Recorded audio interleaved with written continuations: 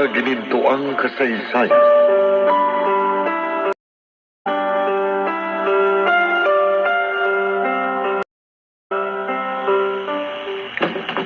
Papa!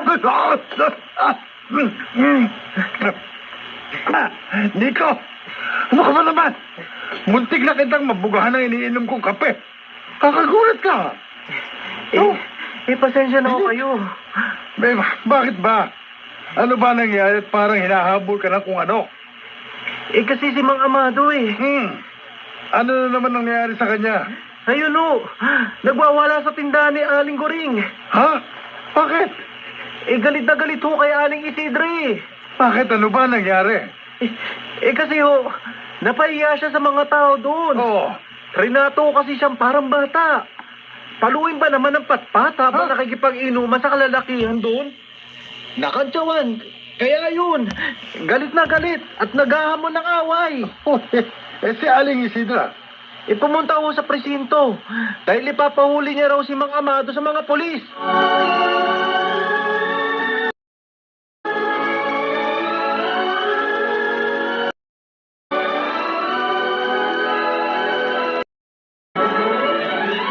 Nay, alam niyo na ho ba nangyari kay Itay?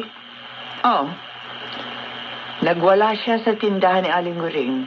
Kaya pinahuli ng lola mo sa mga pulis. Yun, pinakulong. Sobre naman kasi si Lola. Pinahiya si Itay. Nay, Bakit? pwede ko ho bang dalawin si Itay sa presinto? Dadala kasi ko ng pagkain para sa kanya. Kawawa naman. Sige, bahala ka. Salamat ho. Akala ko hindi niyo ko papayagan. Bakit naman hindi? Dahil sa ginawa ni Itay sa atin. Ama mo pa rin siya. Kaya may karapatan kayo. Ang nangyari sa amin ay para sa amin dalawa lang. Hindi ko kayo dinadamay. Pero pamilya ho tayo. At anong man ang nangyayari sa inyo ngayon, damay kami. Ang importante, hindi mawala ang koneksyon nyo bilang mag-ama. Dahil yun ang mahalaga. Salamat ho, Nay.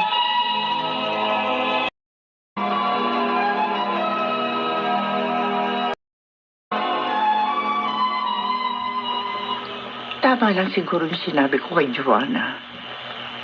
Dahil ayoko matulad siya sa akin. Hinayaan ko mawala ang koneksyon namin ng tatay ko.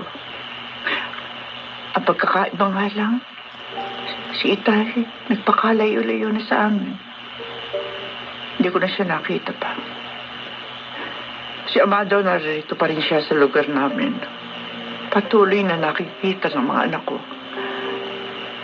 Kahit alam kong iba naging pakikitungo niya sa mga anak namin. Lalo na kay Joanna. Pero nakikita ko sa isang sulok ng kanyang puso. Mahal niya ang mga anak ko.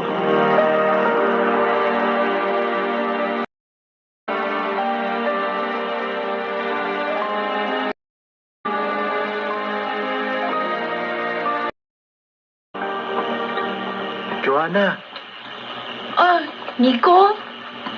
saan ka ba galing? Gabi na. Ay, dinalan ko ng pagkain si Itay sa presinto. Ikaw, saan ka papunta? Ito, pauwi na.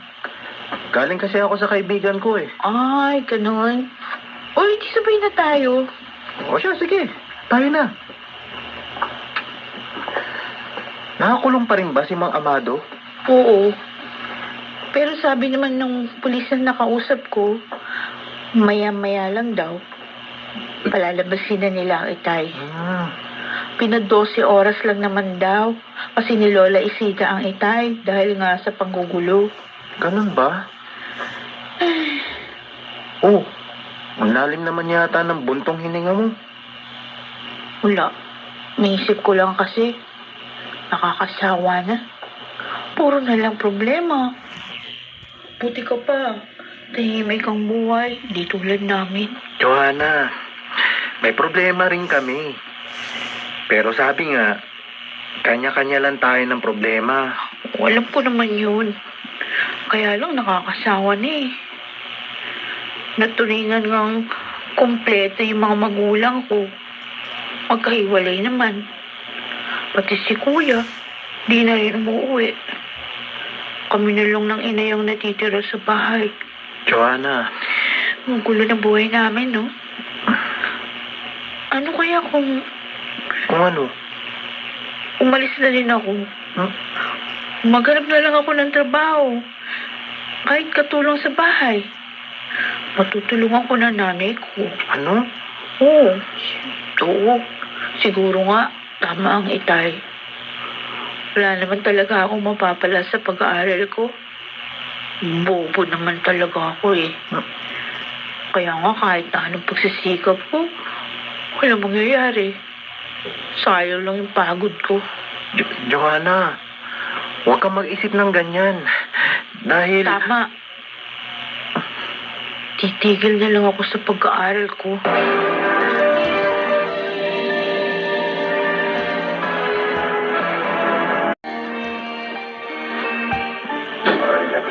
Ano? Kagagaling lang dito ni Joanna. Dinalahan ako ng pagkain at kinumusta. Mabuti naman at kahit papano, hindi ka nakakalimutan ng pamilya mo. Naiisip ko tuloy ang mga ginawa ko sa kanya. Sa kabila ng lahat ng yon, hindi siya nagtanim ng galit sa akin. Nagawa pa rin niya akong pagmalasakitan. Mabait na bata si Joanna. At maswerte ka sa pagkakaroon ng anak na katulad niya. Pero si Vincent, alam ko, masama ang loob niya sa akin. Tapatin mo nga ako, pare. Pare, Ang gusto ko, sabihin mo sa akin ang totoo.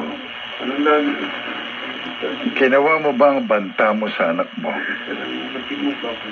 hindi, pare. Dahil hindi ko kayang gawin. Salamat naman at narinig ko yan. Kahit papano, medyo nabawasan ang pag-aalala ko. Dahil malapit din sa akin ang mga anak mo eh. Para ko na rin silang mga anak. Salamat, pare. Alam mo, Amado, umaasa ako na darating ang araw na mabubuong muli ang pamilya ninyo. At kapag nangyari yun, sana maging tahimik na at maayos ang inyong pamilya.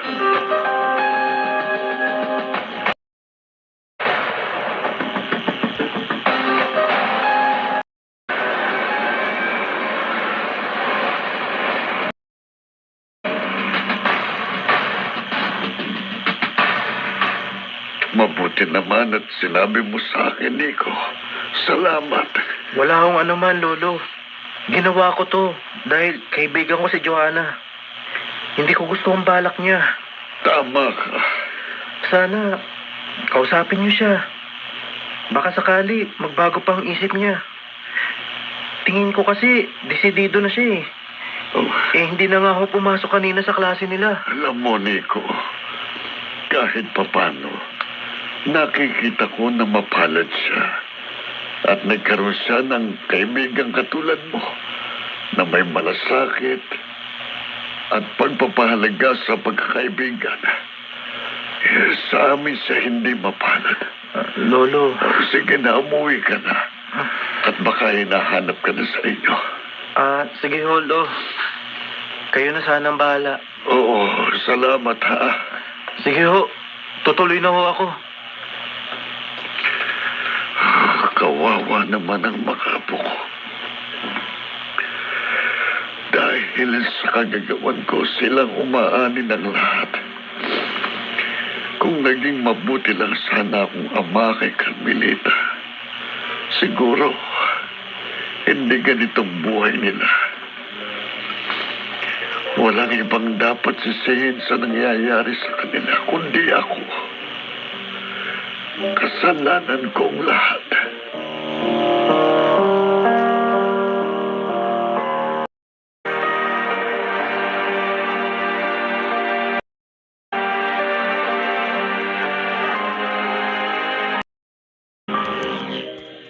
Nakausap mo pala si Lolo, Nico? Oo. At nag-aalala din siya sa mga nangyayari sa inyo. Sabi nga niya, palagi niya kayong iniisip. Pero, bakit ganon, Joanna? Ha? Bakit ganon siya magsalita? Parang pakiramdam ko, may nagawa siyang hindi maganda sa pamilya niyo. No? Sabi niya kasi, hindi kayo mapalad sa kanya. Bakit, Joanna? Ano ba ang ginawa ni Lolo Benito sa pamilya ninyo? Naging masama ba siyang tao?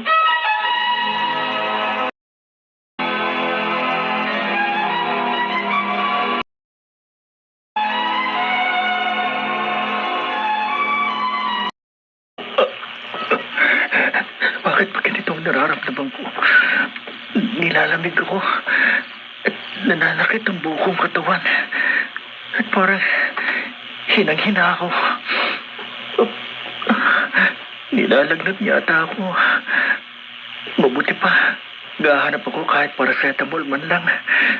Baka sakali, umaalis ang panginginig ng katawan ko dahil sa lamig na nararamdaman ko. Tama. Pero kanino naman ako pupunta? Bahala na. Ano to? Bakit parang umiikot ang paningin ko? Parang umiikot ang paligid at nagdidilim ng...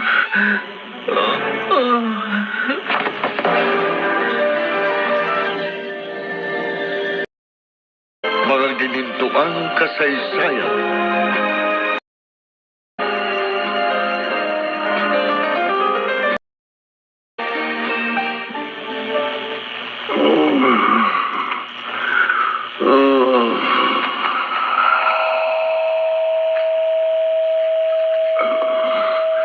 Vincent, Apo, hindi na ako naririnig. Patuloy siyang lumalayo. Hahabulin ko siya. Vincent, hintay. Haabutan ko na siya. Vincent, Apo. Lalo. Oh, bakit ganyan ang itsura mo? Bakit maputlang maputla ka? At may dugong lumalabas sa iyong ilong.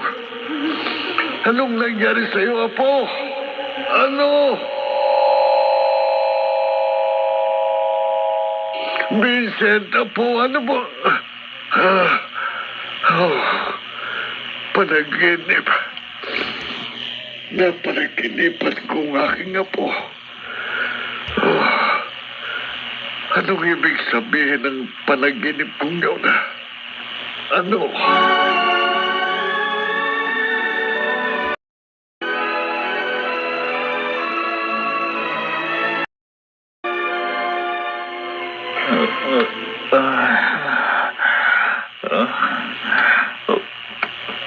Saan ako naroon? Anong lugar ito? Gising ka na pala. Ha? Bakit may nurse? Narito ko sa ospital. Oh, inumin mo na itong mga gamot mo. Nurse, narito ako sa Oo. ospital. Inaapoy ka ng lagnat kanina nang dalhin dito. At wala kang malay. Sinong nagdala sa akin? Hindi ko alam. Umalis din kasi kaagad. Pero sa tingin ko kilala mo.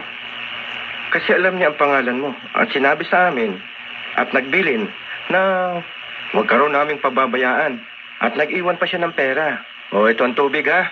O, inumin mo na yung mga gamot mo. Salamat. O, sige, maiwan na muna kita. At marami pa akong pasyente nga asikasuhin. Sige. Sino kaya ang tao nagmalasakit sa akin? Hindi kaya sa Mang Fredo. Tama. Si Mang Fredo. Siyang nagdala sa akin dito. Siya. At wala nang iba.